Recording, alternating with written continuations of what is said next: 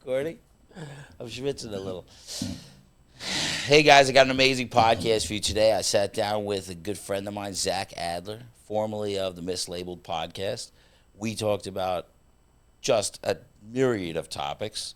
You'll enjoy it all. We discussed religion. We discussed his podcasting, things that inspire him. Just a lot of great conversations. One of my favorite podcasts ever. Hope you enjoy it. I sure did. Hello and welcome to the Brainstorm podcast. And now, your host, Sonny Perlman. Rolling.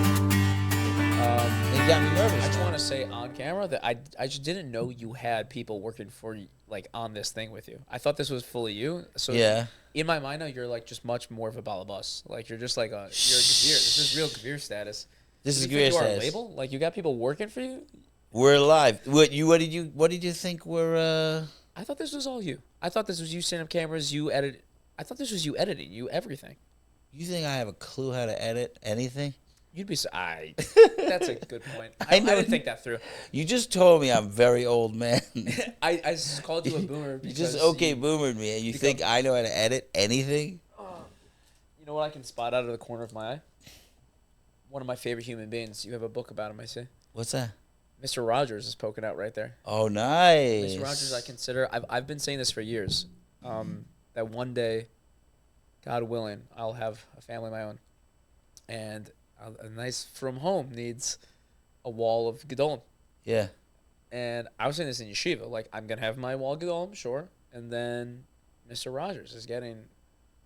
He's going up. He's going on the wall. Yeah, that's a Gedol. Well, let me ask you a question. You're not old enough to grow up with Mr. Rogers. Were you able? Would you watch Yes, Mr. Rogers when you were a I kid? believe I caught the tail end, but I'll be honest, my relationship to Mr. Rogers is not as a kid. I found Mr. Rogers clips on YouTube later in life, in my 20s, and would watch them while wildly depressed, and it would give me hope. Straight up. Yeah. He's helped. Mr. Rogers is almost wasted on children. Mr. Rogers is someone you watch later in life when you start to lose faith in humanity and you realize that there are good people out there. That's an interesting view. I think he really influenced a lot of children. Well, I'll tell you, I also, because I grew up in a from home. Yeah. So we didn't have a TV, at least until we snuck it in. We had to sneak in the TV. That kind of from. Dude, I used to have Like Langa a Pius. little modern. I had Langa Pius. I can show you pictures. Long Pius, I know bald head. I know a bunch of people in your family, and none of them you would never guess. I'll see if I have a picture. I have.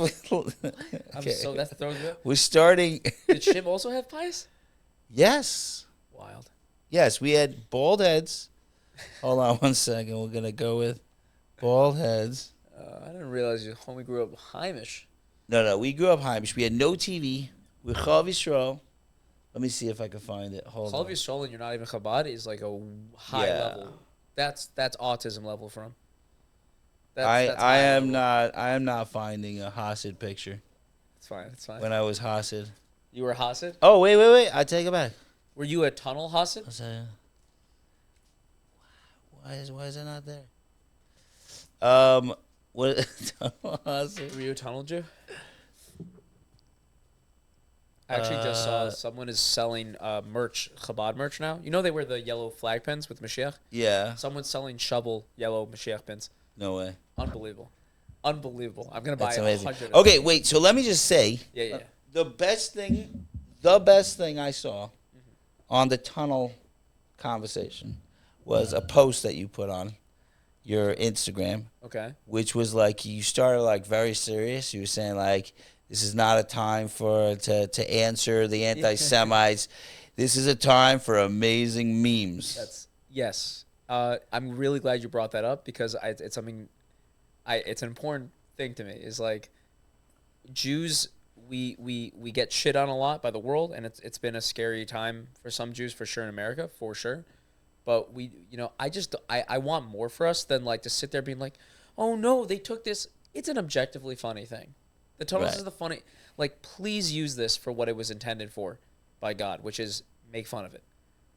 Make fun of it. Anti-Semites are going to do what they're Okay, so I have some interesting thoughts on this. You ready? Hit me. because even though I was my favorite thing, when I was on Mislabeled podcast with you, and this Which is at this point, what, like a year ago or more? It's something like a year ago. Yeah. Which was an awesome interview. To this day, yeah, if not my favorite interview in terms of like value. Really? Yeah, I was more excited to meet like Giannis Pappas because he's like a hero of mine. But like in terms of, no, sorry, but like no, but like in terms he's of also like a lot what funnier than I me. got out of that, I think yours. Yeah, I've said that before. I think yours is my favorite episode ever. That's awesome. Okay, that's awesome. And I really had a great time on that podcast. Yeah. When I'm on it, and then when I've watched other Mislabeled podcasts, which you are, we'll talk about maybe that you're not on Mislabeled anymore. This was which is wild. You're the guy I think I relate to the most on the podcast, which is like you talk about things seriously, but you never miss an opportunity for a joke. And that's me. I feel very seen. Yeah. Right. So interestingly, there's another guy. You guys they just had him on the podcast because there was a little beef with Ami.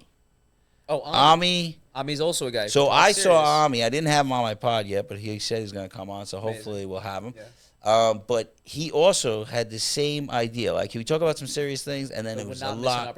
Not miss an opportunity for jokes. I'm in love with that idea of the toggle mid-conversation. In the middle of something serious, getting a real, getting to the heart of something, but then someone says something, it triggers, get the joke out. Like that's what it's about. That's good podcasting in my right. That's good conversation, in my opinion. But here's the problem. Okay, so let me just tell you the problem. Yeah. This is the thought that I'm having. Sure. Because that's why I relate to you. Like that is exactly how I am, and it freaks everybody out because I'm a professional.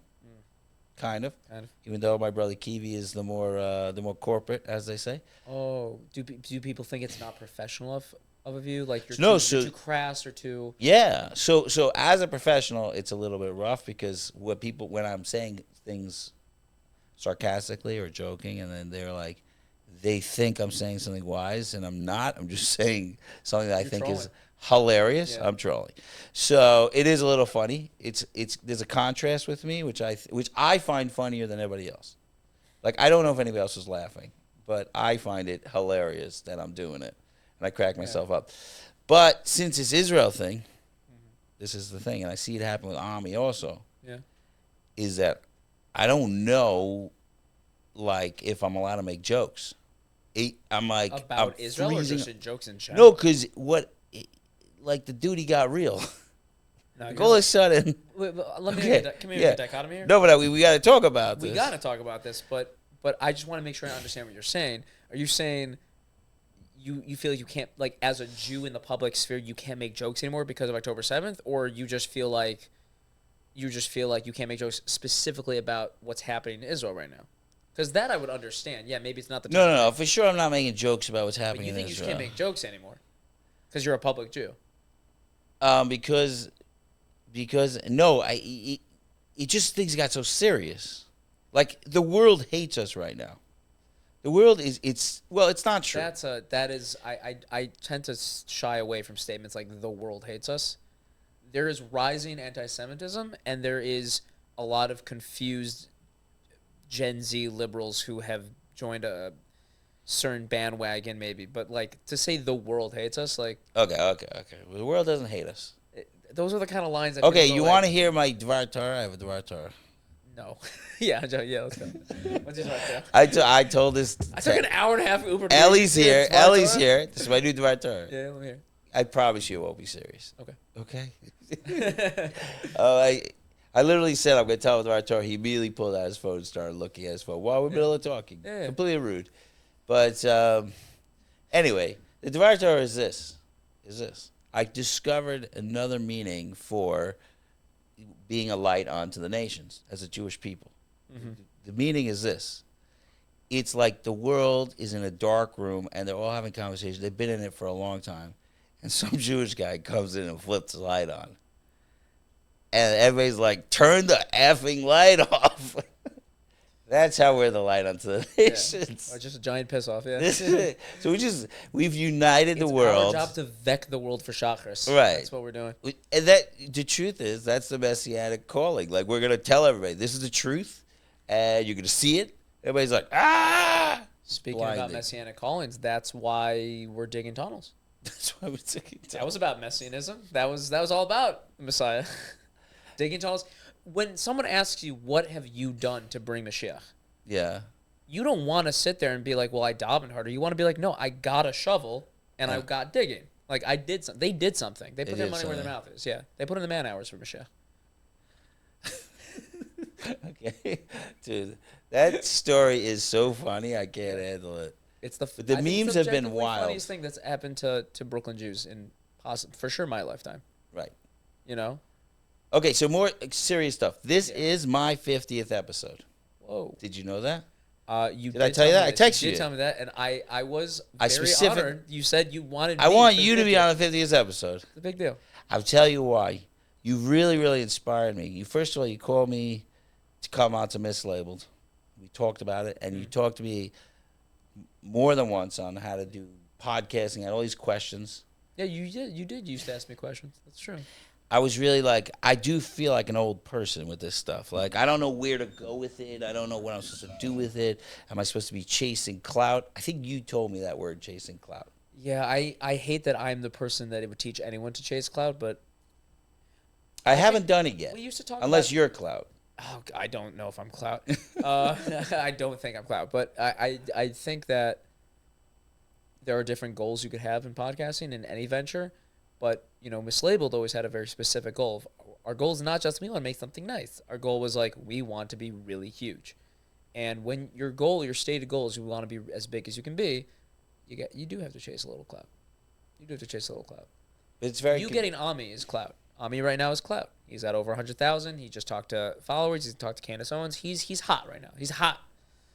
So I'll tell you what it is. I asked somebody like Ami to come on, and he says, oh, could you come to me and this, that? And then I'm like, I'll get back to him. That's my problem why it doesn't happen. I'm sure that did not happen in Mislabeled. Well, with Mislabeled, we were very adamant that unless you had to be like a certain type of caliber guest, and then we would open a conversation of we'll go to you. Everyone else, first of all, we said no to every single video offer ever. We could have video offered with like an A-list at one point. What does that mean, video offer? A Zoom podcast where they're not sitting. I hate it. We're like, no. Okay. We don't care if Brad Pitt's on the line saying, I would love to talk to 3 Orthodox Jews, or 2.5. No, not doing it. Yeah. So that's A. B, yeah, we would play hardball. We'd be like, you got to come to us. We'll pay you to come to us. We'll pay for Uber, whatever you want, but you got to come to us. But there were people that we obviously, like Alan Dershowitz, we went to him, you know? Right. Montesio, we went to his basement. We did not ask Gary Vee to come to the Five Towns. That's right. a chutzpah that no one has, to ask Gary Vee to come to the Five Towns. You just simply don't do that. So, Right. Yeah, but you got to decide for you. I'm looking around your studio right now. There's nothing here that is not portable. You could. We have Ellie. We've gone portable. I have flown to L.A. and Miami several times in the past year and a half with $5,000 worth of camera equipment in a bag. You know, like And you do just gotta go do. there. Well, You I just did a gotta cool episode with my sister, where I went to Israel, and I have a million people in Israel I want to have on the podcast, but Sure. I have to do it in person. Yeah. So the only person I got was my sister at the end of the day, and I only brought one camera. So I was gonna put a camera on, in our living room and just have us both in the screen, and do it like that. And I was in a really bad mood, and I was like, I need air. I don't know if you saw this episode, but I attached the camera to like a broomstick. You did not. I swear. And I walked in the hills of Judea hilarious. while I interviewed my sister. It was hilarious. There's an older boomer comedian Yes. who interviews A-list level comics now while jogging I with them see in that. LA. It's a brilliant idea. Right. It gives you a little something dynamic to look at for the ADHD Right. crowd, you know? My only problem is that I was breathing so hard. You're My like, sister was in great shape, and I'm like, talk to me about dialectic therapy. Yeah, no, that's not going to work. You got to be in like really good shape to do that podcast, I feel, you know? okay, so the truth is, you want to talk about like leaving Mislabel? Ask whatever you want. Okay. Yeah, if I get sick of it, I'll tell you, but... Okay. Ask. So first of all, I mean, Mislabeled is a very interesting trip because he's like the only Jewish podcast who's trying to not be a Jewish podcast. Does that make sense? Is That's that a good? That makes very perfect sense. And I'm not gonna sit here and trash talk them. Like I really, it was a very amicable split, and I have a lot of respect for Label Wiener and for what he is building. And I also don't necessarily disagree with him that we should have split. Now, right, mislabeled as an entity, I would have said this on Mislabeled when I was still on it, is just a very funny concept because yes, it's a Jewish podcast that is trying to not be a Jewish podcast. It's also more Jewish than other Jewish. Like, it's so Jewish. It's very Jewish. It's very, like, the energy is very Jewish, you know? That doesn't mean they can't do that, you know? But one of the reasons he gave was, like, he's got a political right-wing kind of move, but he doesn't talk politics ever. Yeah, you're not the first person to point that out. Like, well, he doesn't talk politics, so what does that mean that you guys... It was nice to have, like, the opposing stuff. Yeah. Listen, you're preaching to the choir. Okay. I think that the fact that me and Label, and sometimes me and Shmuley, when Shmuley was the co-host, the fact that there was disagreements, I think, not only does that make for better listening, that's also really good for, like, America. It's, like, good for, like, content in general, that we need more content where people can calmly disagree, you know? Right. I'm sure if we got into, like, some certain conversations, me and you would be diametrically opposed on some things, and I'm not gonna go over, run to the chair and punch you, and you vice versa. That's nice. I mean, no promises, but like, yeah. Look, that was a common thing, but to your point of he doesn't talk politics. It's politics. Politics is life. Like, what I mean to say is, especially social politics, things about like certain issues, it comes down to values. And, like, values get brought up in any somewhat serious conversation. Yeah, it is. There was a lot of value conflicts. And our value conflicts were just constant. And I think, in his mind, he needs this unified front to make it to the finish line because he wants to be, like, value attainment. He's very into those guys. Those guys are solidly right-wing. He wants to be, like, he loves impulsive. You know, so bro-y, right-wing.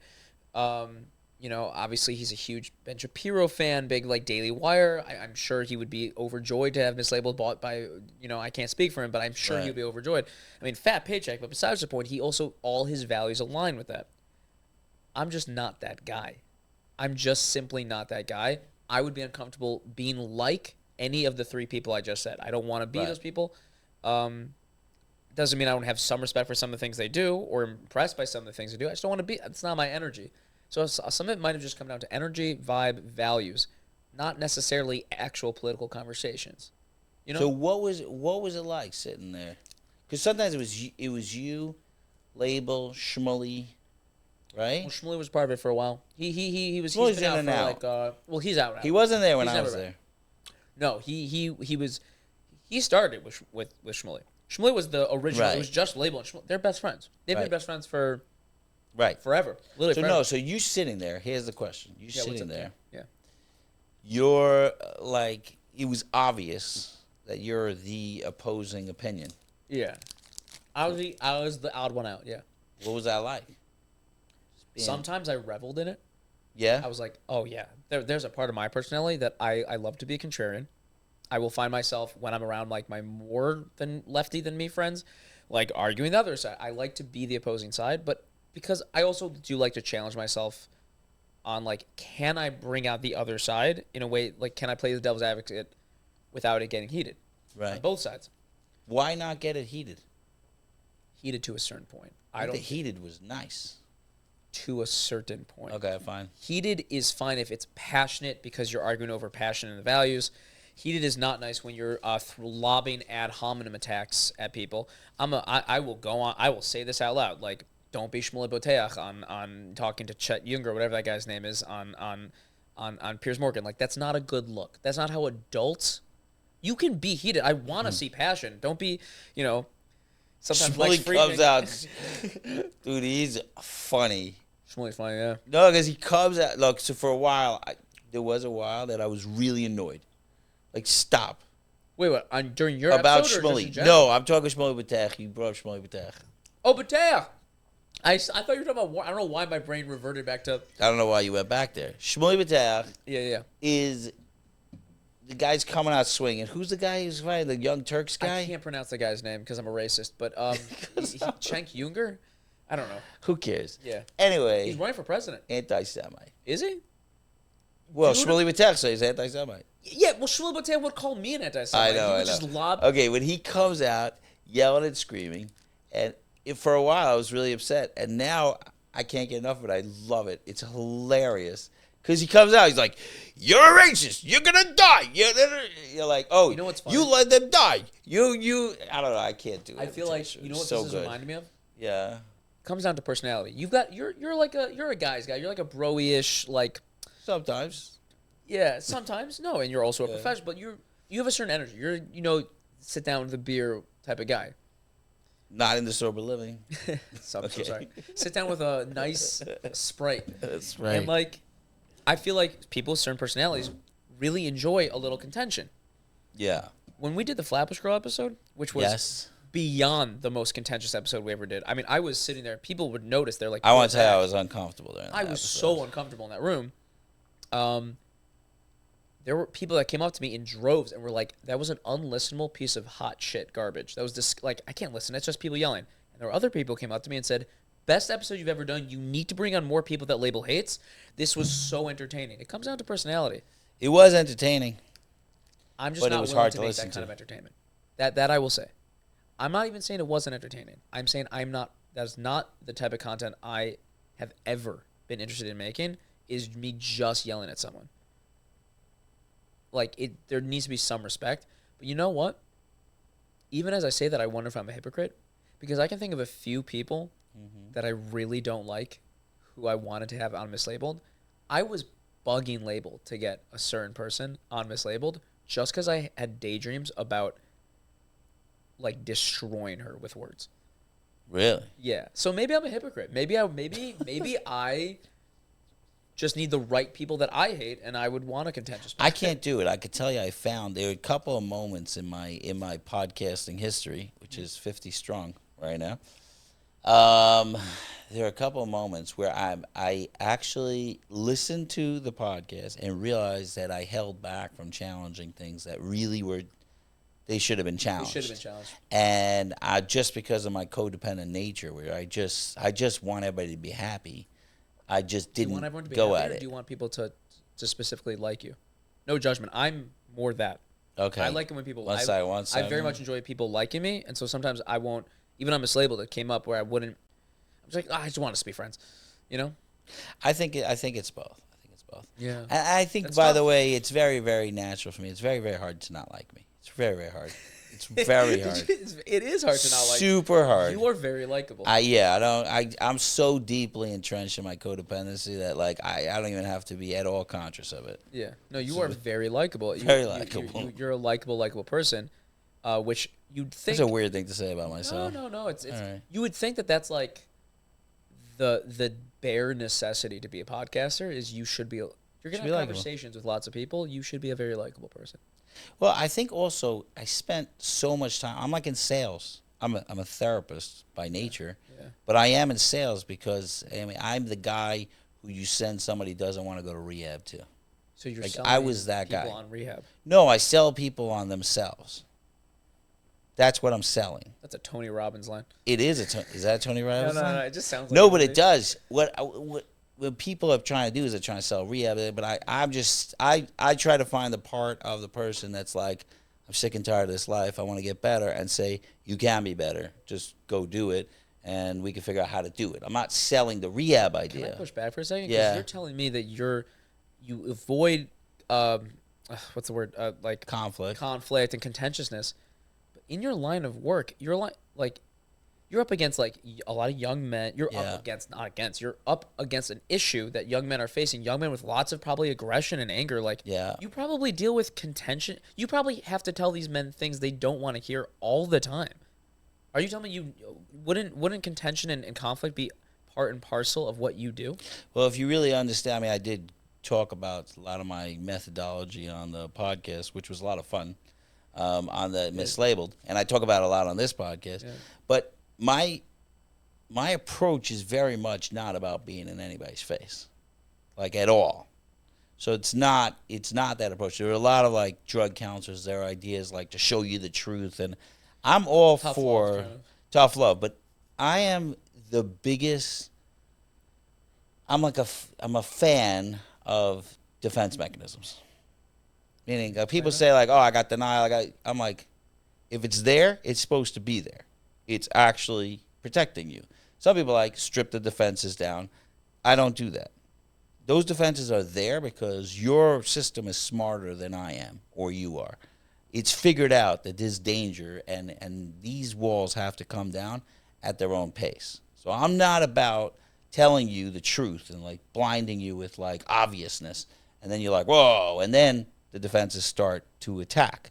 No. I'm working on, when I'm talking about like selling the idea of growing, is that if I could like tell your defenses, you could be defensive. Like, you do not have to trust me. But let's talk about all the parts of you. Like, is there a part of you that actually wants to get better? Let's talk to that guy. It's like a little bit like parts theory. I love what you're saying. But taking down the defenses. It's a softer approach. It's a much softer It's approach. way softer. You're a softie.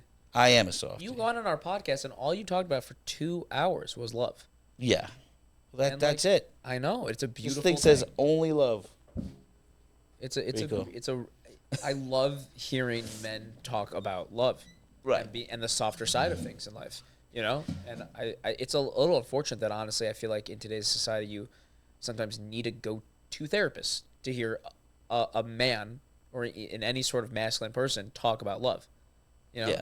We should be able to get that from, it's not just therapists, but therapists are on the, thank God for them. They're on the forefront of that. Well, I mean, we talk about love. I think I'm switching the word a little bit to connection because it just, or feeling belonging or something like that. It's more tangible. Love definitely has like this crunchy hippie feel. Like it's a little bit too crunchy hippie for me. Sometimes I'll catch myself. This is true. I will often, when feeling down, I'll be like, Zach, you just have to love yourself. I say that to myself all the time. And there's a immediate emotional reaction. My body's like, I don't like that at all. Yeah. Like, get out of here with that gay shit. Like, which it's bad. Like, it's some awful thing I probably learned. It's some combination of crunchy, awful hippie people, but also probably, at the end of the day, I'm a man. I was socialized as a man. I was socialized in a very men's club. Whatever it is, something in my history made the words, all you have to do is love yourself, be like, you're just being a big softie. That's not how to be a man. And that still comes up, you know? I will tell you right off the bat. So I feel like connection is a better word. What is going on? I don't believe in self-love. Wait, no. I know what you're trying. I think I know what you're trying to say because you talked about this on our pod. Did I? You do believe in you. This is what you said on our pod. You said I believe in that self-love up to a point, but you need. You can only start to use self-love once you've had a community love you better. Right. Well, I believe a self-love is the result of feeling loved. Then you could love yourself. Whoa. It is not something that you could just do. I can't force myself. Like that stuff you look in the mirror and you give yourself self-affirmations. It's garbage. Doesn't work. It's the result of people loving you. Or feeling connected and feeling lovable. And that comes from God and people and community and all that stuff. You need to see it validated in others before you can believe it about yourself. Right. The goal is self-love, but you can't do it. Right. Unless it's believable to yourself. So if you don't actually love yourself, you can't force yourself to love yourself by just saying I love myself. Yeah. It just happens. That's what I'm saying. Maybe I don't have to go so deeply into it, but that's the idea of it. Again, I feel like a lot of the ways you talk about love connected to me in a way that I've read books on love. I've read bell hooks. I've read other things. Some of the ways you put things really, I get it. I'm like, oh, I agree. That makes sense. That resonates. You know? That's very cool. Also, you say something that I quote in conversation all the time. Sometimes shame you. I give you credit where credit's due. Sometimes not. I steal from my own. All the time I tell people, like, yeah, we had this therapist on him, Sonny, on the pod, and he said, you know who I really feel bad for is the guys who aren't addicted to anything. Like, you know, like, thank God someone's addicted. Okay, we got programs where you could go to rehab. You could go do this thing where you get this communal love, where you get this love mirrored back in you, which reinforces this idea that I am worth loving, and then you can love yourself.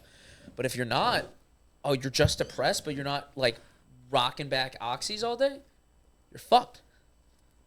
Exactly. Can I curse on this pod? You could.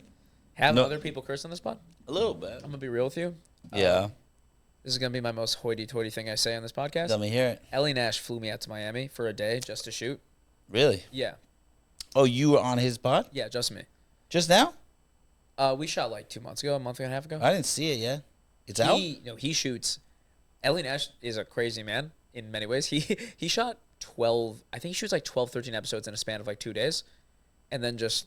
And just slowly does it. Yeah. And so I was asking his producer, I was Yeah. like, dude, what do you mean you shoot? I'm a podcast. Like, it is difficult to do one podcast a day. You have to be sitting there, active listening. You have to be awake, alert, funny, engaging. How's he shooting 6 a day? He's like, a lot of ice baths. He's running to the ice bath in between every podcast. He runs into the ice bath. Doing rape, doing all of his, weird jungle primal man stuff, but it works. And then he runs and probably pounding 6 coffees, and then he's running back to back to back. Unreal. I've never seen anything like it. I think I could do 2 or 3 a day. I could do 2 a day. I would not do more. I think the quality would start to dwindle after 2. Okay. Unless I was like on coke. Can I talk What'd you talk drugs on about? this podcast? Yeah, 100%. We love drugs. My thought on drugs is that I wish it worked.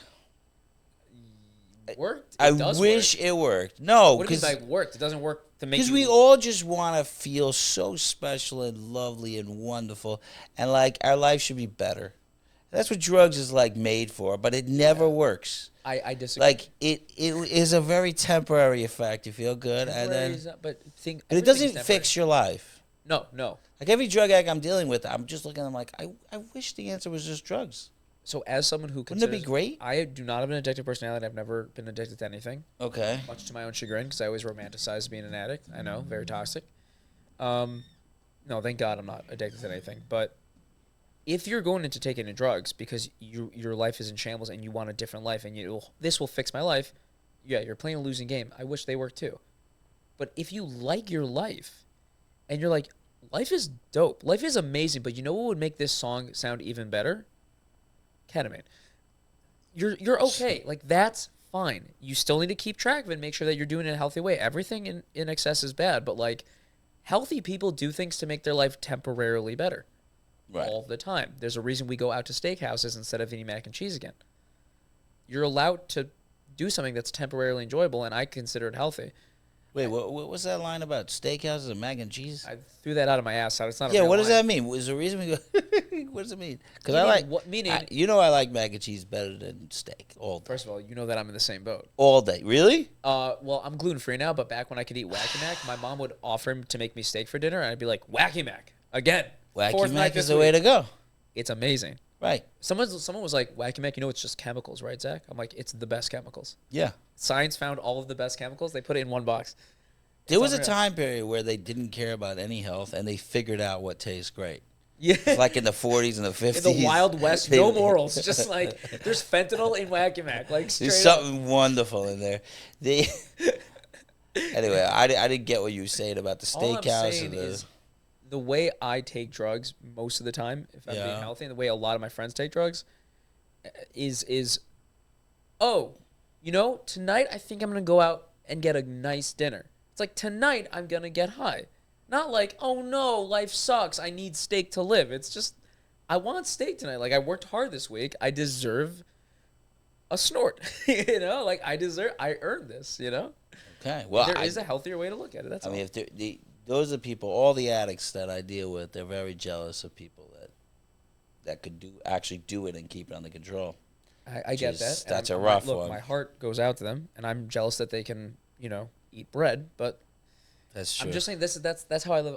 I just blanch. I don't think you're this person. Yeah. But I do have people in my life who are just anti-drug for anyone, and Right. I blanch at that. I think that's actually kind of fascist is the wrong word. It's a certain uptightness of we need to be so careful that we forget that you're you're allowed to enjoy life, and enjoyment often comes with risks, and it comes with, there's such a concept as indulgence. If you eat chocolate cake every day, it's bad. If you do drugs every day, it's bad. But life is about indulgence at certain times, and there is a healthy way to go through. That's all. Right. That's all. I do say to the guys here, and it always throws them off, and all the addicts I've dealt with, is that I have no war against drugs. I am not a war with drugs. Nothing wrong with drugs. There's something wrong with you. That's what it is. It's not. I mean, regular person can do drugs and then walk away from it. Yeah. People don't know that. They think that if you take opiates, then you immediately are addicted to opiates. Yeah. It's not true. Anyway, okay, let me ask you a question. I had a couple of fascinating questions I wanted to ask you. Number one, why are you still so deeply in the Jewish community? Wow. Hard hitting. Yeah? God. That's a good question. Because I've been watching your stuff and That's a great question. Why didn't you leave? What? Those are two different questions. Which one would you like to answer? Okay, we'll first? start with... Do you agree those are two different questions? Why am I still involved? No, it's two. No. We'll leave. Okay, it's two different questions. Stick with the first question. Okay. First question: why are you? You're literally like deeply involved in the Jewish community. I think. In some ways, yes. I feel like my online persona, which, by the way, for all those people listening to this podcast and to any podcast or any movie or TV, right? Just because you see someone on the internet and they deal with certain things on the internet, they talk about certain concepts. You think you know them, and I love that people think they know me. It's my favorite thing to hear. Once in a while when I get noticed at like a Jewish grocery store and people are like, I know you from the podcast. I feel like I know you. Beautiful. I love that. Okay. But you don't know me. Mm-hmm. My day-to-day life is not very orthodox. It's not even necessarily all that Jewish, although it's quite Jewish. Meaning I just kind of live a regular life. And there are days when I'm doing a lot of frum shit. And there's days when like it's really the farthest thing from my mind. But I was on a podcast that was co-hosted. Yeah. But I was mislabeled was my re-entry into like. Wait, could I stop you a second? Before mislabeled, I know you, not much, but I know you because you were doing the music stuff. You came down to apply to our place for the music stuff. I don't know if you remember. Right. You were friends with Shim, and he would mention you once in a while. Even that was very Jewish. Because I was from 2 years ago. Okay. I'm fresh. I was in yeshiva 6 years ago. That's not that long ago. I was wearing a black hat on Shabbos in yeshiva, worrying about how many blot I was going to learn Gemara 6 years ago. Wait, hold on 1 second. My wife, I think, is calling. Babe, I'm in the middle of a podcast. I love that. That's amazing. That's amazing. Because she keeps calling me. You think Joe Rogan answers his wife? He would answer his wife. Hold on. He'd be like, hey, babe, I'm sorry. I'm earning you a third house. This is worse because, babe, I'm in the middle of a podcast. Is it very important? Yeah, please do. Love you, bye. I just want to be very clear about the joke I just made. That was a joke, and I do what think... was the joke? I said some dumb line about you think Joe Rogan answers. I think you should answer if your wife calls during a podcast. That was. You don't think Joe Rogan answers? He wouldn't answer? I don't think it's ever happened. I don't think his phone is on him. I don't know. His phone is on him. I really do want to meet Joe Rogan. I'm not even the biggest Rogan fan. He's just more myth than man at this point. I just need to meet the guy. I know I'm taller than him, so that would be nice. I just want to be taller than a guy. You're not tall. You're taller than him? Joe Rogan is 5'5". He's a short. He's not 5'5". Monkey man. Hold I think on. he's 5. Oh my god. Am I wrong about this? Hold on. He's gonna be like 6 feet. We never do checks. He's not. I think he's maybe 5, at least 5'8", and maybe. He looks really short in pictures. How tall is Joe Rogan? I'm gonna beat you to this. It looks like shit. You are. He's 5'8". Was that right? He's 5'8". He's taller than I thought. It says 5'7" here. We get but I thought he was like short. It's Machlaikas. It's Machlaikas, yeah. I would.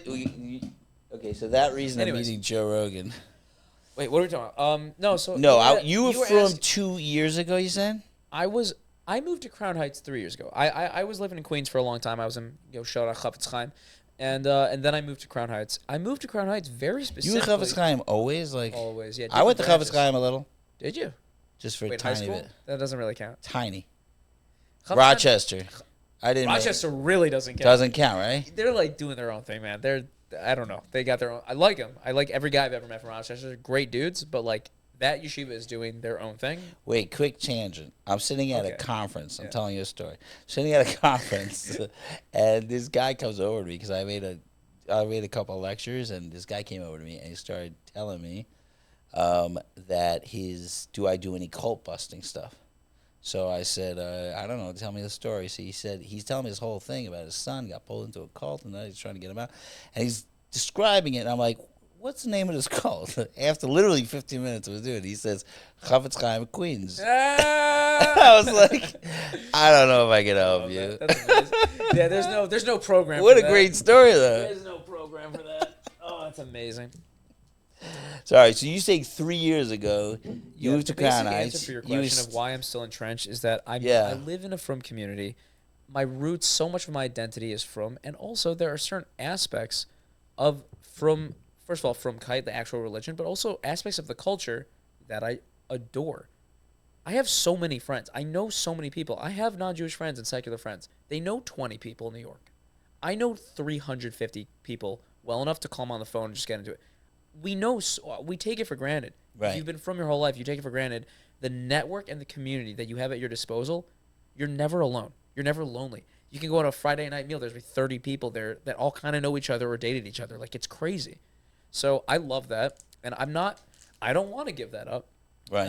And I also, it's a huge part of my identity and culture. Like, it's mine. It's just, I want it on my terms.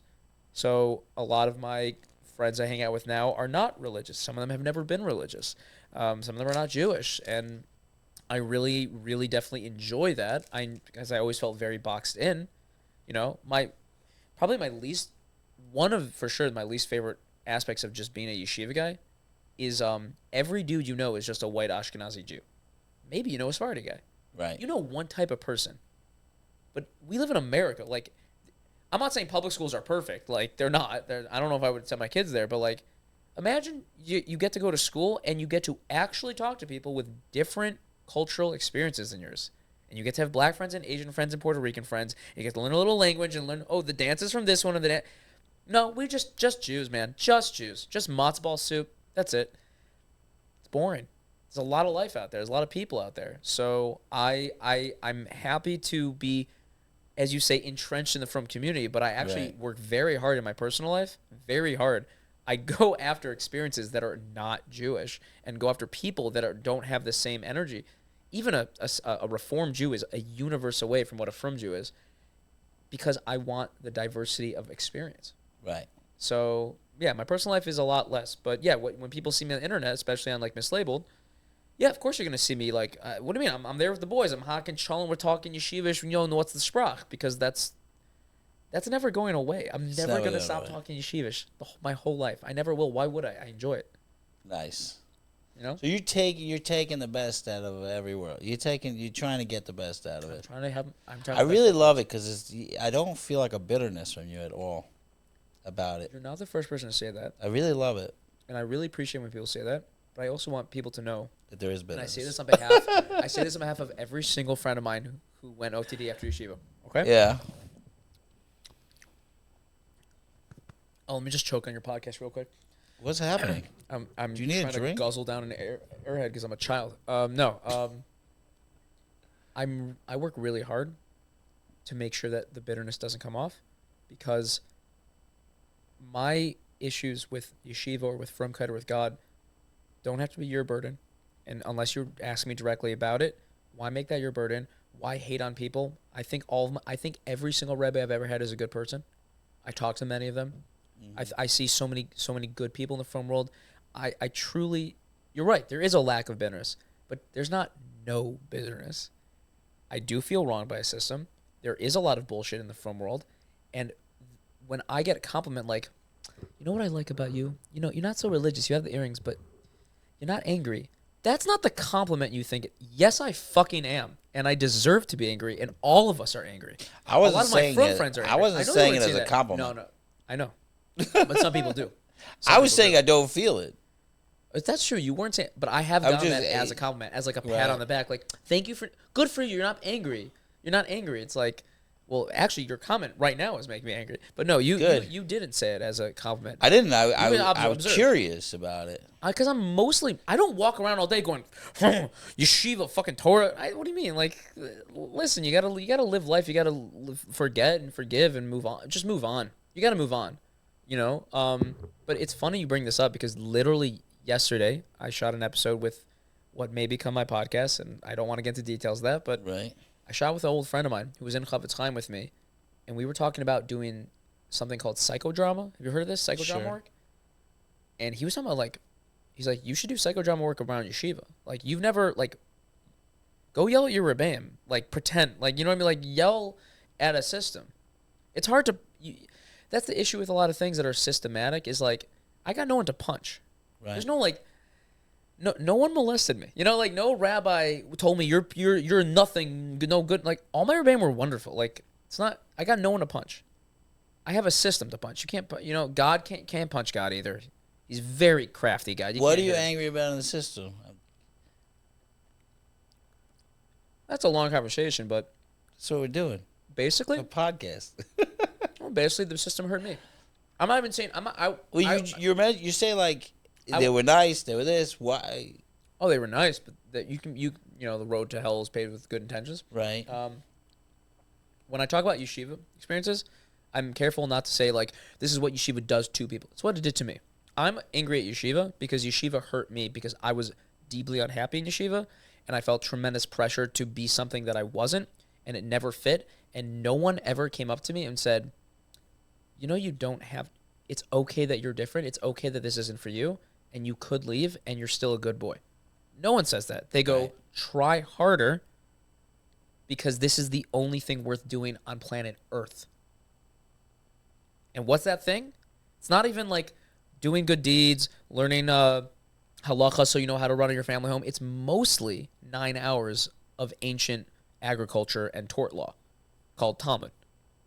My main issue with yeshiva, I have other issues, more intellectual issues with Judaism as a whole. Yeshiva is, I think, we have created a church of Gemara.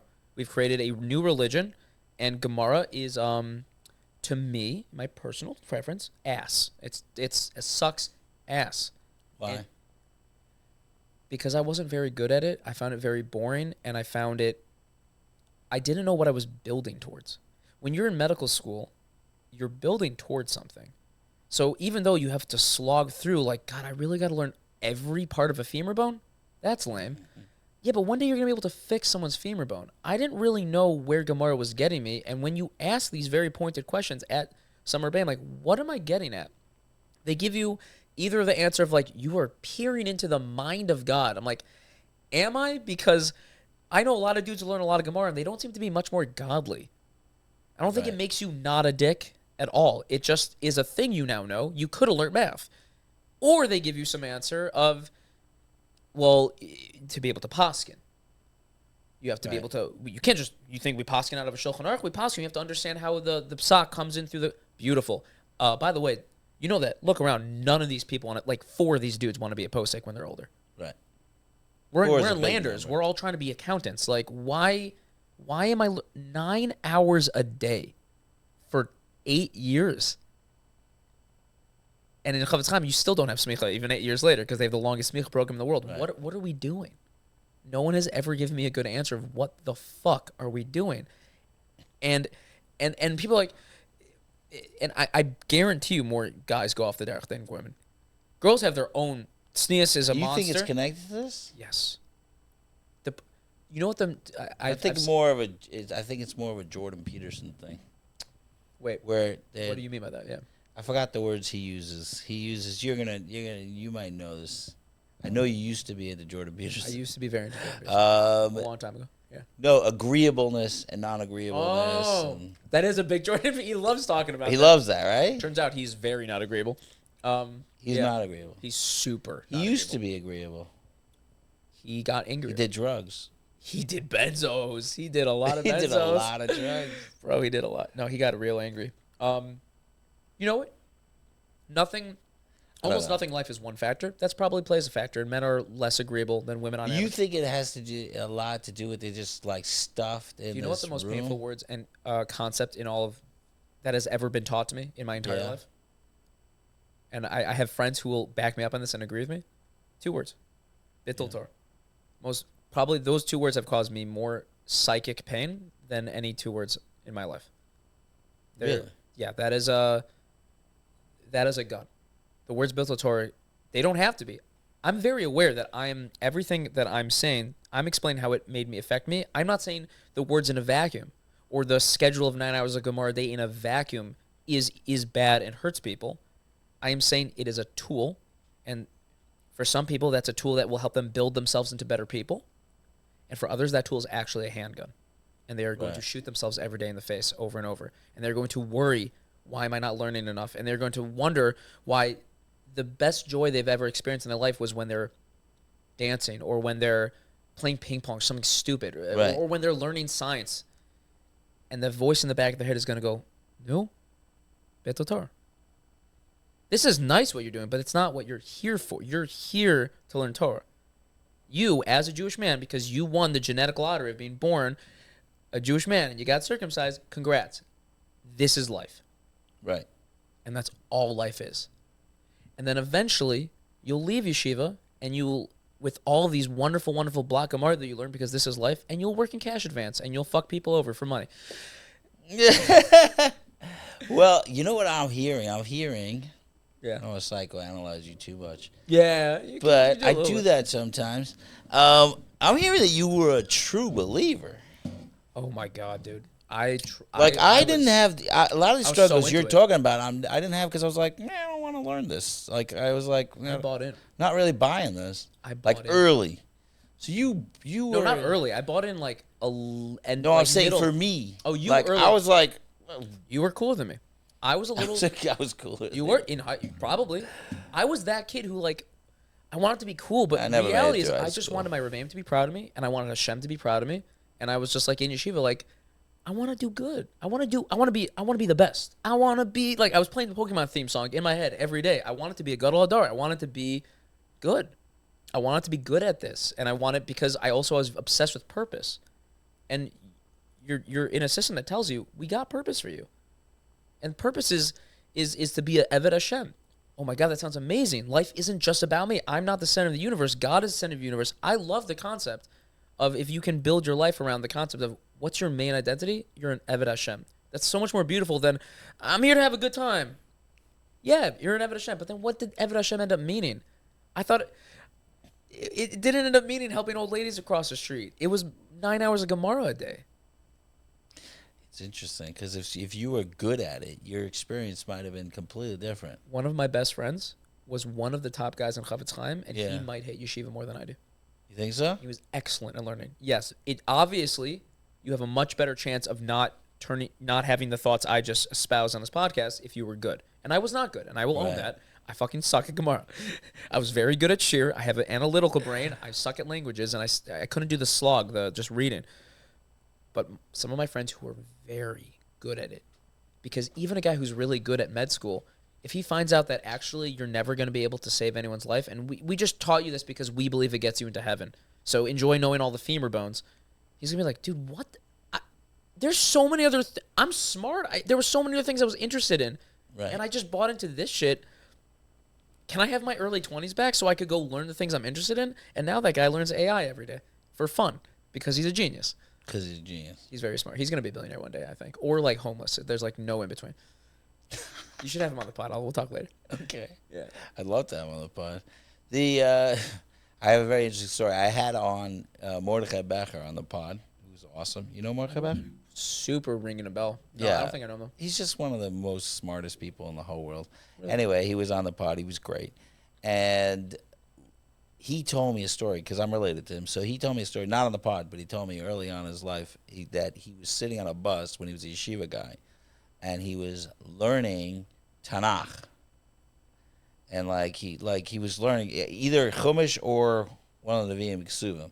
Nice. And Like a girl does. some yeshiva guy came over to him, some other guy, and said, Bittul Torah. Oh my God, because it wasn't Gemara. Yeah. The sad thing. He got upset at it. What did you do with the Bittul Torah? You heard the line I Wait, said wait, under my say- breath. I said like a girl. Like a That's girl. for girls. Oh. Girls learn. The Bible is for Yeah. girls. The Bible? Bro, it's a fucking fairy tale. That's for girls. Right. Men? we learn about cows. We learn about what happens if your cow gores another dude's ox. That's living. That's Torah. Okay. By the way, I totally take it back that you're not bitter. I mean, yeah. I said, back. but I'm bitter about a very specific thing, which is that all of my academic prowess and all of my passion was misplaced and misused and put into this, plugged into this thing we call like the yeshiva schedule. But I'm not bitter about like, and therefore what? Therefore I'm going to walk around hating? No. These are good people. My Rebbeim were good people who truly believed in what they were doing. They were real maminim. right. I don't fault someone for being a real mamin and trying to mold me into something that he was literally trying to do best by me. You know? So, like, I'm not bitter like that. You know what's really fascinating here? Because I've seen the spectrum of off the derech for like 35 years, something like that. Yeah. From my friends to myself to all the people I work with and all this different stuff, and I myself, meaning I came back. I'm not off there. Look at this. I'm wearing a kippah today. I was feeling Jewish today. Really? Yeah, it's a small one, but it counts. Oh, so this is exactly what I'm trying to say. Like 30% heaven. You ready? That's what I'm trying to say. Yeah. And you got a new kippah with the merch. I'll put it on the pod right now. Sick kippah. Too far. Yeah, they are nice kippahs. They're cool kippahs.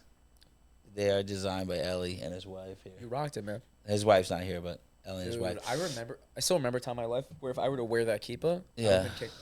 The social fallout from wearing a gray yarmulke would have been too much to bear. Unbearable. That's hilarious because I see the whole Chavetz Chaim as gray. So that's hilarious.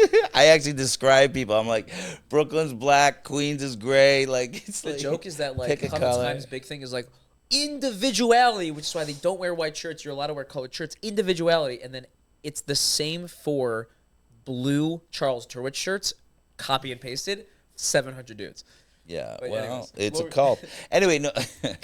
But what I'm trying to say is this is another piece, is that when I first started this, you couldn't exist.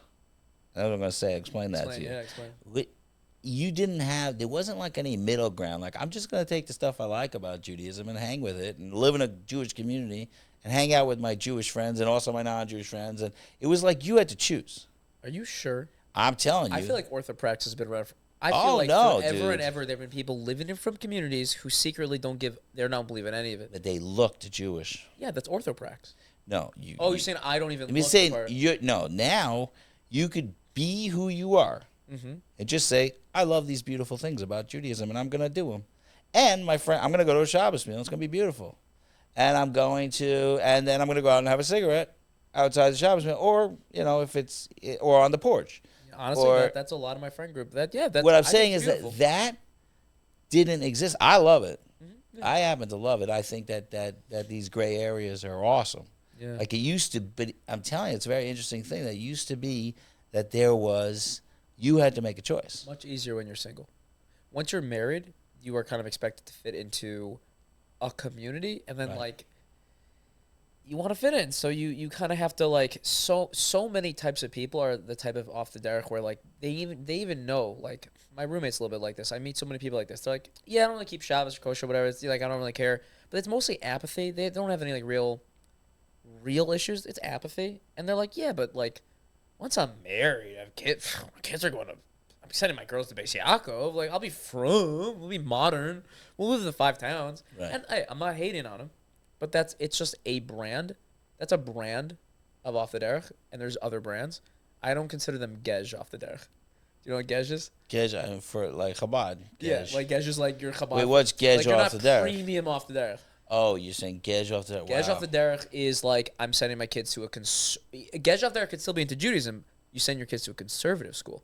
Now you're a gej off the derech. You're sending your kids to public school. You're gej. Your wife's a goy. Gej. You are gej off the derech. Well, here's the deal, man. If I ever went off the derech, I would not tell anybody because I do not want to be called OTD. That term just bothers me. Term. It's a term of negative. Could I just be something? How could it not be a negative term, though? The term was invented by people who truly believe it's a negative. So, of course, it's negative. Yeah, but the people who are doing it, they like walk around, I am not doing something right.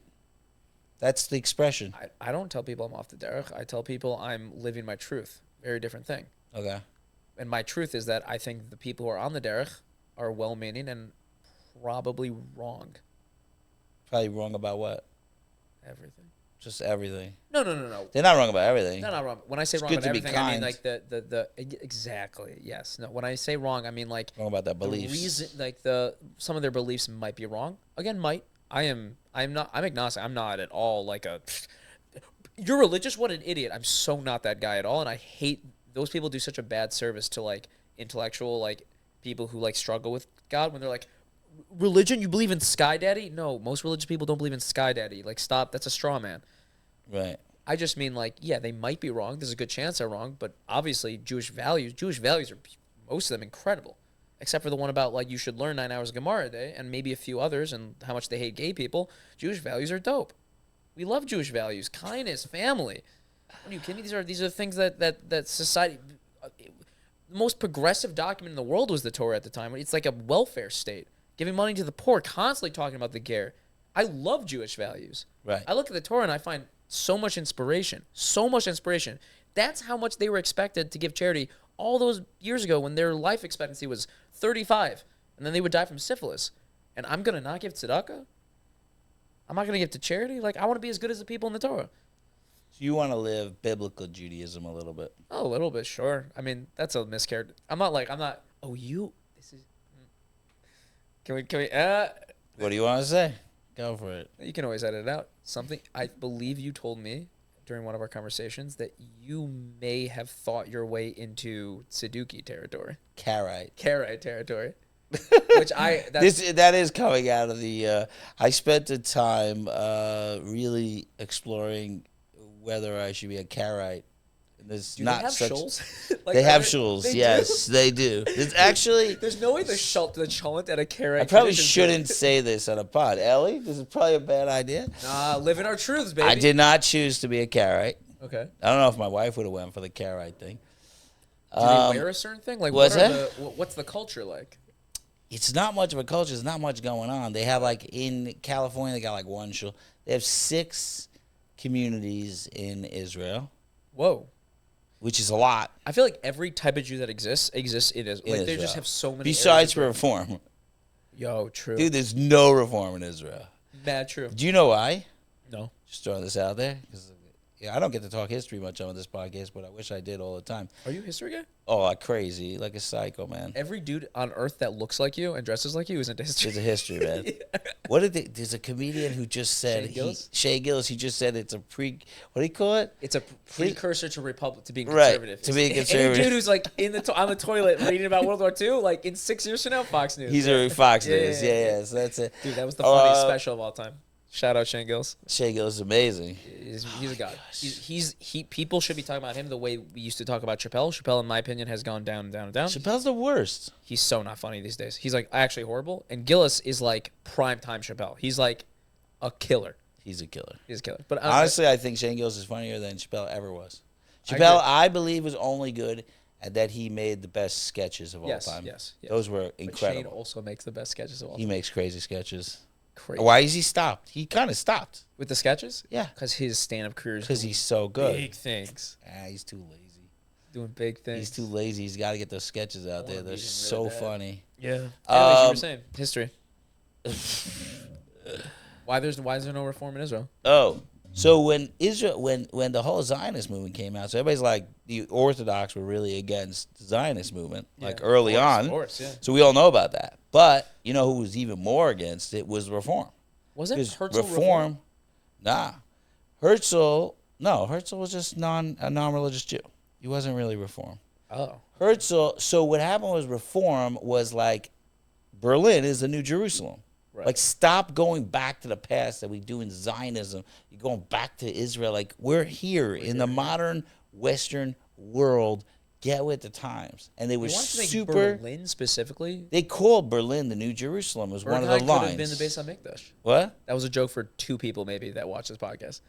Bernheim? Berghain could have been the Beis HaMikdash. Which podcast is that? No, I'm saying to 2 of your listeners. Oh, to be 2 of our honest. listeners. No Berghain- one's going to get Berghain- that. No one will get that. That's for me. That There one you was go. for That me. was just for That you. was for me. Google Berghain in Berlin. Thank you. Okay. All right. No, but that was a line. I think Mendelssohn, maybe even Moses Mendelssohn said that Berlin's the New Jerusalem.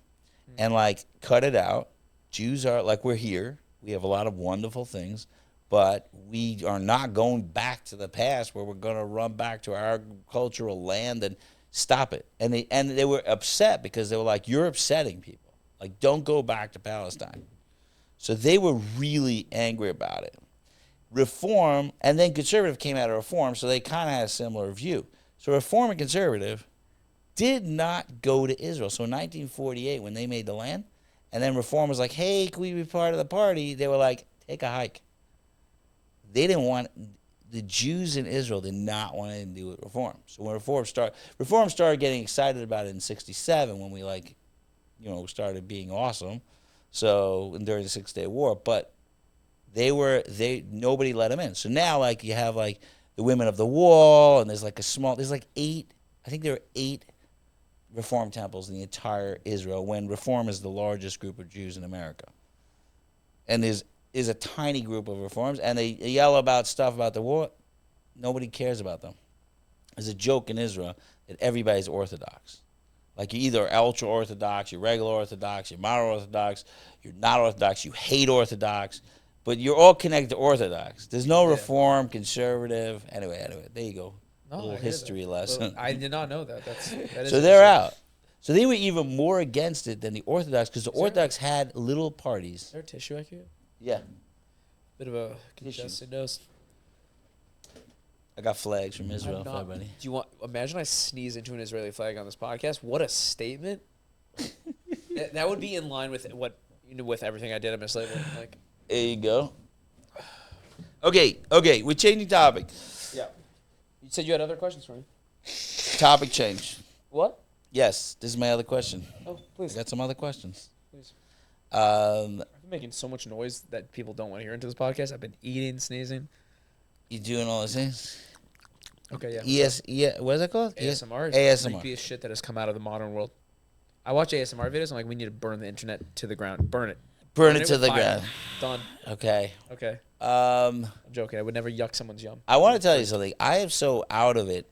Like, I'm not with it at all. If I didn't hang out with young people, there's so many things I would just not you know. hang out with mad young people. So you're probably the millennial of your friend. You're the Gen Z of your friend group. What does that mean? You know all the young shit because you hang out with young people. But it's accidental knowing it. Counts. It used to be early on, I'd be like, what kind of music you into? And then we'd have a discussion. Now, I hear the music, I'm like, okay, I guess that's the music. Like, I know about it. I appreciate an older, meaning like a 40s, 50s person who can hit, knows what's going on a little bit. But if they're if they know it to a certain level where they're if they're on Reddit all day, what are you doing? It's a little creepy. Stop. Yeah. I have a whole thing with the second you have a Roth IRA, you need to stop. Get off Twitter. I don't know, something. You stop. Well, I'll make a statement. I don't know if this is going to be bad, but I think if you're over maybe it's 28 now, and you're still going to clubs, going to clubs, and I'm like, dude. I disagree, but I no, but because you're over the 28. Obviously, I'm 30 and I'm still doing it. It's borderline though. You're at the point where you're like, I kind of have a headache, and oh no, I definitely want to go home. I kind of want to go home, dude. now. I show up to the club yawning. I'm like, I don't want to be here. I'm exhausted. Right. But 3 hours later, I'm still there. I will say this: I got 2 responses to that. Okay, boom, rapid fire. 1, if you were in yeshiva till you were 24, 25. You get to live your teenage years into your 35. Oh, okay, yeah, so yeah. I belong in that. So I'm just reliving the time I never got. I wasn't partying at my, You got to 32. Purim was my clubbing until I was 24. Number 2, I'm a dancer. So I think you can be 60 in clubs if you are actually a dancer, because that is where dancers go. That is where dancers go to dance. Is they go to nightclubs, they go to dance floors to dance. So if you're a dancer, then you're gonna have a great time clubbing. Doesn't matter the age. And I love seeing, guys. I know dancers in their 40s I've met out dancing. Now, what that leads me to is my real question, which is, fuck 30 or over or below 30. Yeah. Let's say you're 23. Yeah. Why are you at a club if you don't dance? They're not fun. You're there for girls. Right. That's really. I thought that's the only reason to go to a club. Not for me, but I'm a dancer. But I understand that some people. I thought the girls were the dancers and the guys danced with them. That's what it. Right. That's what it kind of seems. They're like, I'll dance. Okay. If why I'm with a girl. are you at a club with your girlfriend though? You see that all the time. Club with a girlfriend's also a little weird. it just means the guy got dragged. Unless he's a dancer, like clubs are not a fun experience. They're actually really overrated unless you know how to dance. Because then it's just loud. Listen, I think the last club I went to, I was probably 17. So like, I'm not the. You were playing the Bee Gees? Like, what? No, I had a very interesting experience because I went to Israel very, very young. I was like 16 years old. I left home. I went to move to Israel, and I didn't even go to like. I went to get an apartment and get a job and like get a life. Like I just like left. You were way cooler than I was in high school. I was way cooler. I was the coolest. Of course. So for a while, I did the club scene and all that stuff, and I looked a little older, so it was like it was fine. And then I just got this zone, so I started being a therapist when I was like around 17 years old, even earlier maybe, where I would sit on the stoop and people would just come and talk to me, and that was my night. And I would drink enormous amounts and do other stuff. But I would just sit there, and people would come and, like, have sessions all night till 3, 4 in the morning. You're fascinated by people. It's completely fascinating. You've always been. Yes. But there was a point when I was deciding what I want to be, and it was either the history, tour guide direction, or which I'm completely fascinated by still, and then what a fucking nerd. Or people. Yeah, I'm a total nerd. Yeah, I love that. So I had like this long flowing hair, and I'd sit on this stoop, and people would just come. People were like 10 years older than me, 15 years older than me. Wasn't your brother also in Israel very young, Shim, and with long hair? Shim, yeah. So did all the Perlman brothers have a phase where they just looked like Jesus walking around Israel? Yeah, I think Kiwi did the Jesus look too for a couple of minutes. Amazing. We all amazing. We had good hair at one point. You got good genes, yeah. I had this other question, but it's a completely different topic now. Well, I doesn't feel like matter. I answered that question. Yeah. Okay. But I hope I answered that question. I will never stop clubbing. I'll do it less frequently as I get older, but as a dancer, that's like really fun for me. I enjoy it. I don't need to get a girl. I feel like if you hit like dancer like at 35 or something like that, yeah, you're supposed to like go to dance classes and like learn how to dance. But I do those things too. And like do like ballroom dance almost. I do those things too. Oh, okay. I'm trying to be as involved in the dance world as I can, given my schedule. But there is something about going to. I think you're just trying to catch up. I'm certainly. We had a guy in this house who grew up Hasidish, and in this sober living. This is sober living. Okay, so upstairs, you got that. We had a guy in this house. He I've been waxing poetic about how much I love drugs. So like underneath the sober living. So I had a guy come here, a Hasidish guy. Yeah. He grew up Chabad actually, but he never saw a movie like in his life before he went to rehab. He became a really Chabad. So he like did and like he just went and literally pounded. Started with Marvel movies. He just pounded through all of them. Then he went to DC. Then he went like these kids movies, like one after the next, boom, boom, and he literally spent about over a month, full day, trying to catch up on everything. So I have that feeling a little bit. I'll accept that. I'll accept. You try to catch up. No, I don't think you're wrong. I don't think I'm certainly. I've pride in that. I have pride in. I love that. I had the strength to be like, I know I'm a little bit older. I don't care. I'm gonna make up. I know I'm gonna enjoy this. I was going clubbing 3 nights a week, ages 26 to 27, and then COVID hit. The year before COVID, 3 nights a week. I was an idiot. I I don't want to tell you some of the things I did. I would drink it. It was bad. I was an idiot. Right. Mom, don't listen to this podcast. I was not a big drug guy. I drank a fuck ton, and I needed to be out at night. It was like literally going from like such a sheltered existence to all of a sudden, clubs aren't just, oh my God, there's girls and oh my God, there's music and dancing. It's also like just everything. You're just out on the streets. You're in Bushwick at 3 a.m. and you meet 1,000 people. You didn't know these people existed. You didn't know people came in that genre. Right. And you're just out there, and it's addicting. So yeah. Right. If you feel that in your system, I feel very strongly, I think you'd agree with me. If people have a very strong inclination towards something, they do need to get it out. You do need to make it. If you didn't get it out earlier, you do need to get it out at some point. You need to have those experiences. Right. You're getting it out of the system. I got it out really, really young. That Sounds like what it. I did. Most people are not partying at 17 the way you were partying. Yeah, no. I was even way before that. It was. Were you 12 years old, like clubbing? Yeah, not clubbing, but like pretty hardcore. But anyway. I'm still eating on the spot. I can't stop. What? I'm munching hard on the spot. You should march. My question was, and I don't know how much time we got. What time we got? I don't understand. We're not looking at time. We're not looking at time. I'm just kidding. what I wanted to say was, you doing all these pods, going back to the mislabeled pod, and you doing this pod, and it was really so. First of all, very, very fascinating. I figured out that I usually get onto podcasts the week before they blow up. Did we blow up the weekend? You blew up, yeah, the non-Jewish nanny the week after me. We had Nanny right after you? Right after me. Well, listen, I'm sorry, but you are a fascinating individual. Yeah, you no. have nothing on a hot blonde. Yeah, For 100%. views, nothing. 100%. By the way, Adriana, what? is lovely. She's lovely. Adriana, if you listen to this, I don't know how from you are these days. If you listen, you are. She's such a sweet person. She messaged me after I left Mislabeled. Like she's and we've hung out with her. She's always just like, right. But by the way, you ever seen her in public? Or like at a Jewish event? Bro, we turned into Marilyn Monroe. She's a real A-list celebrity now.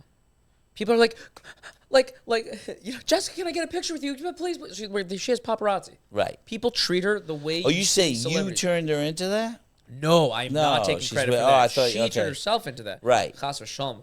I'm not going to have a man take credit for a woman's work. No, she turned herself into a celebrity. Could I say my opinion on the non-Jewish nanny before I ask this not if it's next negative. question? I will not hear slander against. It's not slander against her. It's slander against us. Oh, then yes, please. Okay.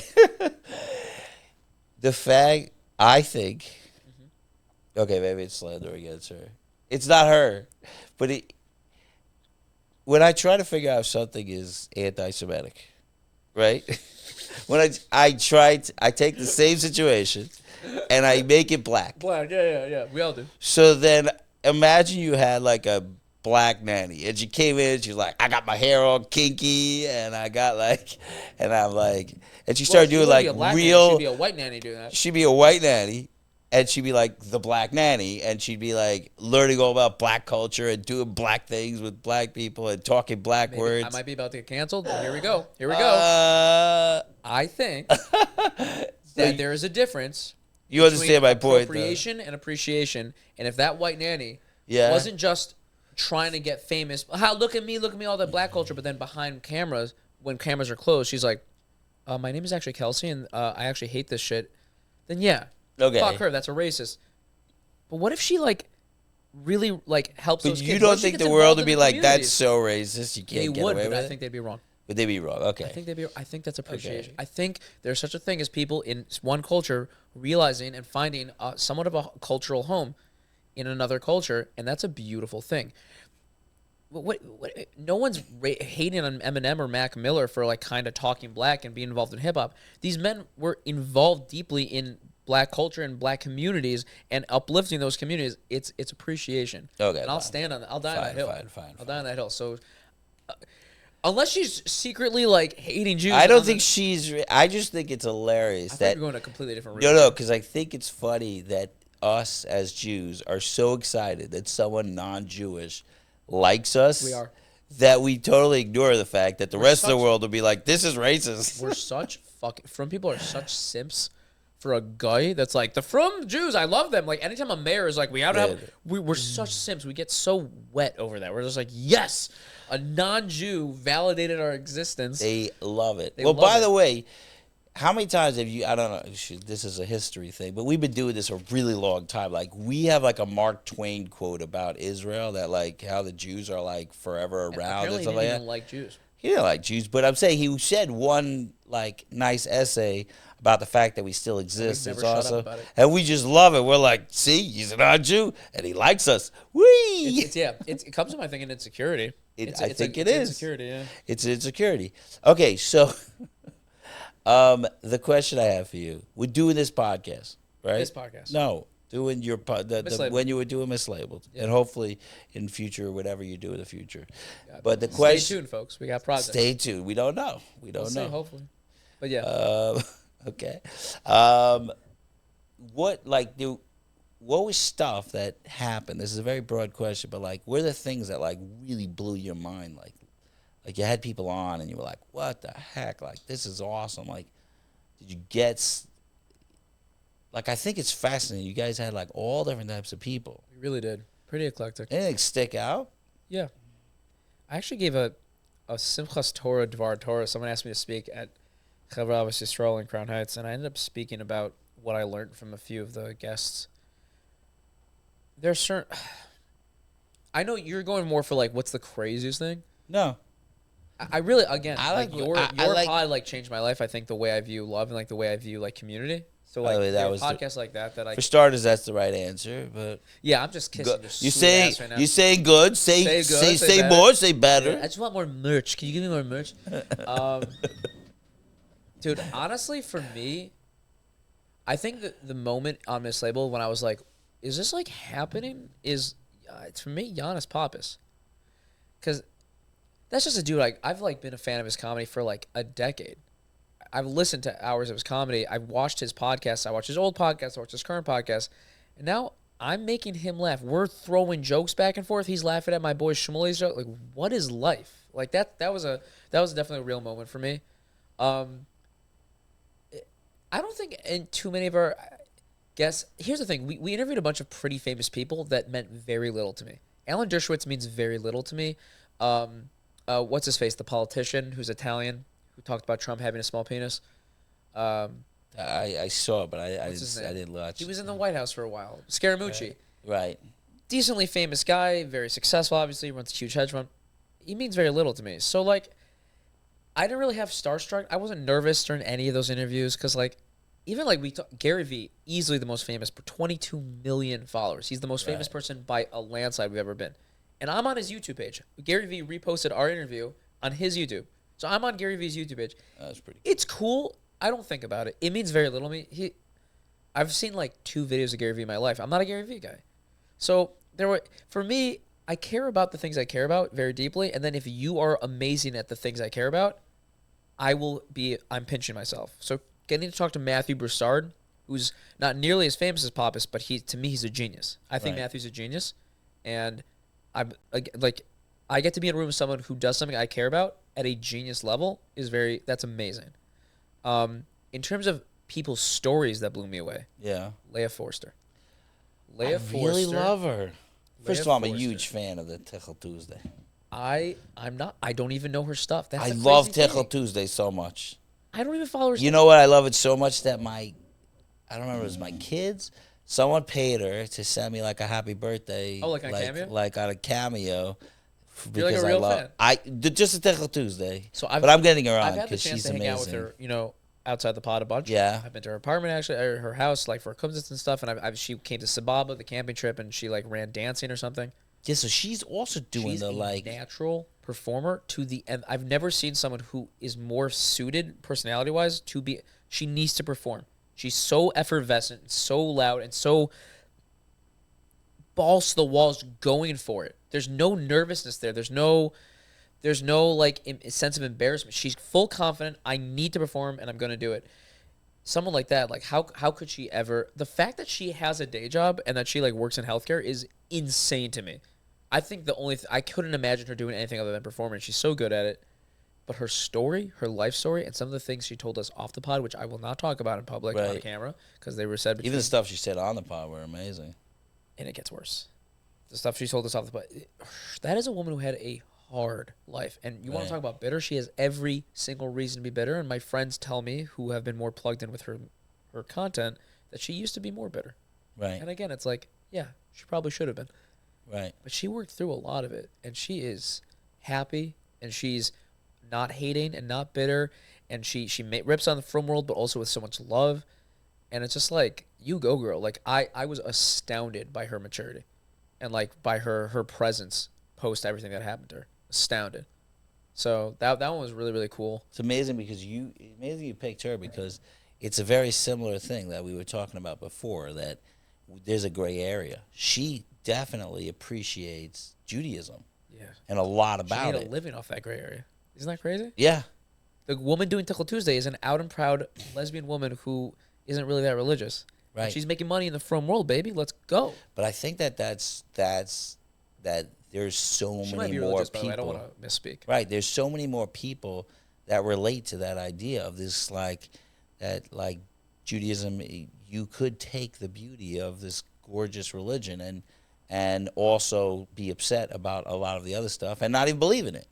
I think Orthodox Jews, like the yeshiva, like the right wing of Orthodox Jews, are very scared of a concept of of picking and choosing, because that's how to them that's reform conservative. That's what erodes the beautiful center of Judaism, is when you allow people to pick and choose.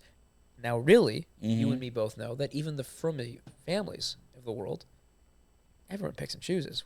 Some people are more into Shabbos, some people maybe they say lashon hara, but listen, I keep kosher. My kitchen is so glot kosher, but we all pick and choose. But when you're going to say it's part of your identity, is no, I'm a picker and chooser. Not just, it happens to be there are mitzvahs I do more. I'm a picker and chooser. Right. Terrifying. It's terrifying, and I can empathize with why the mainstream film world is uncomfortable with that, because it's a very attractive thing. Like, it doesn't have to be all or nothing. Yeah, but then like, that's when we're obsessed with numbers. We need our kids to stay from. We need everyone to stay from, marry from, more from. There's not a lot of us. I mean, well, we're doing better than reform and conservative soon. Or are we? Not for a while. Not for a while. We still have a long ways to go to be. I'm saying, I think in America there's like 7 million or 6 million Jews. I think 4 million of them are like reform. I'm sorry, that's a creepy thing. If there's 6 million Jews in America, that's creepy. Whoa. Well, do you want to know something cool? There's more Jews in Israel than since the first base of Mikdash. And there's definitely. Would that be true? I don't even understand how that. Why would that be true? Well, I'll say it a little different. First of all, there's definitely more Jews. There weren't that many Jews in the first base of Mikdash. What I'm saying is the first base of Mikdash. But in percentage of Jews, that most of the Jews are actually in Israel, has not happened since the first base of Mikdash. Huh. Just think that's super fascinating. I feel like if I push different buttons on your stomach, like different random facts about Jewish history will pop out. No, I like it. I don't know anything. It's true. I know everything. It's ridiculous. Is your special focus Jewish history? I mean, or you're into, like, yes, it started with Jewish history. No, it is Jewish history. Jewish history. But when you study Jewish history, you have to study every other history. You can't just study Jewish history because it doesn't make any sense without the context. None of it makes sense. Because we're always in another history. So if you get the Greek time, during the Greek time, we're in the Greek history. Like, imagine talking about Israel now without talking about America. It wouldn't make any sense. You're right. It doesn't. You say that little tiny country was fighting every other country, and like, what? How? Where did it get Tomahawk missiles from? That's why. You know what I'm saying? Like, it doesn't. We're so tied to every other country always. Here's the fascinating thing. The people who always took us over were the ones that loved us. Meaning the Greeks loved the Jews. We got special privileges from the Greeks. And then they took us over. And the Romans loved the Jews for a period of time until they didn't. So if you want to know who I'm the most scared of. It's America. It's America. That's a weird statement to make. But if they decide that they're done with us, if AOC becomes, the next Kanye. president, we in trouble. Kanye apparently is prepping because he has an album he wants to release, and he's prepping an hour. I heard it was an hour-long apology video that he's going to release. I just hope he's like laning in it. I hope he learns how to lane. Like some Kanye. Dude, he put out a thing in Hebrew. He put out a thing in Hebrew. You saw that? Yeah, that was hilarious. I don't know. I feel bad that we put a guy who's so severely mentally ill right in the public. The poor guy. He's just having a rough day. He's been having a rough couple of years, yeah. Having a rough day. I find him very entertaining, which is why his anti-Semitism... Certain people's anti-Semitism doesn't scare me because they're funny, which when I really think about it, should still scare me because these people have followings. Like Nick Fuentes. You've heard of Nick Fuentes?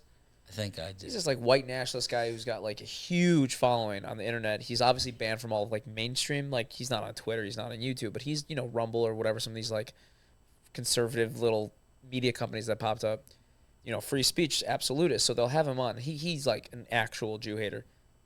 But he's also the funniest little dweeb. He's so pathetic and he says funny shit that I find myself not caring about them or a guy like Kanye because I'm like, he's hilarious. He's got jokes. Dude's got jokes. He's so funny. Yeah, but they follow him. But people follow him, and people take a lot of people follow him. Yeah. It's scary as hell. Yeah. There's other anti-Semites on the internet who are not funny and they're just scary. But yeah. Okay, I'm wrapping up because Oh, we gotta end on anti-Semitism? no, we're ending on this question. Okay. I don't know if you ever listened to a full podcast of mine, but I don't think I have at the real end. ADHD. I don't think I've ever listened Yeah, to yeah. At the end of my podcast, I always ask like the rooftop question. Like if you're on top of the rooftop, you want to scream something to the world, put a message out there. You're usually the interviewer, so I don't know how many times you get to say your own message. Like, what's the message to the world? Ooh, you put me on the spot here. Yeah. It's the best to put on the spot. I'm sure you have many messages, but Okay. Just because this has come up recently in my life, it's a dumb. I'll say a dumb cliche, and then what I really like my actual advice. The dumb cliche is anytime you're in a fight with anyone, or there's a problem, an argument, it's not you versus the person, it's the problem, you and them versus the problem. That's the dumb cliche. But like, what's a good thing to do is give your body time to feel things away from the person or situation that is causing you to feel those things. And you'll find that life is a lot easier. Like, step away and process, do some breathing, but get away from the thing and then come back and see that you can handle it. right. That's today's. That's what I would yell today, right now. Okay. It's a good Feel rooftop thing. Feel things in your body. I have a fascinating thing that I thought. You ever have like, you say something to someone and they say, what? They didn't hear what you said. Mm-hmm. You say it again and they say, what? And then you're up to the third time, right? Yeah. I think if we lived life only saying the things we would say the third time, it would be an amazing life. I mean, I say something stupid. They say, what? I'll repeat it again. If you say what again, I'm like, it's not important. I don't need to say it anymore. Well, I would kind of respect the guy who triples down on the stupid thing he said. Well, I would respect it, but the truth is, let's say we say a nasty thing to somebody. There's a guy on the internet that said if somebody insults you, always ask them to repeat it. Because then they have to think about it. Do I want to say this nasty thing to somebody? Oh, right. Like, I couldn't hear you. What was that? Yeah, you just say, I hear you, and you just ask them to repeat it. And then they're on the spot to like, oh, wow, I'm really doubling down on being a jerk. Wow. And the empathy kicks in. But I was thinking, if we can live our life with the second what, like in the third one, like I'm only saying the things that I would say if you said what twice. Oh, I like that a lot. That's a good one. I don't know how to make that shorter, but it's similar to what you're saying. Chat at the rooftop. Okay, let's see. Neuter your pets and stream. Neuter your pets? Neuter your pets and stream Beautiful Dogs by Shane Gillis, his new Netflix special on Netflix. You will not be disappointed. Funniest man in America. I think I watched. I watched. Yeah, it was the one you watched, but all of your fans should watch it. Where's the neuter the pets coming from? It's a bit I've been doing forever because there was this show. I don't even know the lore to my own bit, but it's. You ever heard of this guy Bob Barker? Yes. He was like, what show was that? Bob Barker was Price is Right, maybe? So Bob Barker, apparently, I didn't even watch Price is Right. I barely know who he is. I just know that he was this famous daytime game shows. Right. He was obsessed with. He would tell people at the end of episodes like, "Neuter your pets," and I just say neuter your pets. I've said it at the end of like 17 mislabeled episodes. I was like, "Neuter your pets." It's just the most random thing to like just a cause to care about. You got to neuter your pets. It's pretty awesome. It's pretty awesome. Shout out Bob Barker. I did neuter my pet. You have a pet? Yeah, I got a dog. What's up, dog? Cavapoo. She's on some of my episodes. Dude. Sometimes she comes and joins. Dogs? How sick are dogs? The greatest ever. The greatest ever. And you share prints with me. I do. Like a nephew. Do you like cats also? I don't hate cats. I don't mind if people like cats. I don't mind if they like cats more than dogs. If you like cats to the exclusion of dogs, I don't trust you as a person. I wouldn't trust my kids around you. I don't trust you. You just don't We're trust not going to be friends. If you don't like dogs but you like cats, big red flag. You can like cats more. I like kittens. And the only thing I don't like about kittens is they become cats. And that's the only thing. I like cats. I would have a cat. I like cats. Right. I'm a dog guy through and through. I really love dogs. Dogs are amazing. But I got my dog neutered. I did it in the most Jewish way possible. With a mile? No. No, what happened was, she's a female. And what happened was, I'm telling you, this is my dog story. Not relevant at all, but it's important that you know it. I want to know. And people have to know. My dog got sick, really sick. And then the doctor diagnosed it with, like, it's probably an infection by her uterus, right? Yeah. So and it was going to cost me like $2,000 to fix it. Like, it was like, you got to go in, you got to get the x-rays, there's a surgery, the whole thing. Yeah, and I said, wait a minute, at the end of the day, when you do the surgery, are you just doing the same thing as you do when you fix your pet? Like you're pulling out the uterus? And he's like, yeah, that's pretty much it. There's a little bit more there. But I was like, okay. So I went to the pound where they do it for like $100.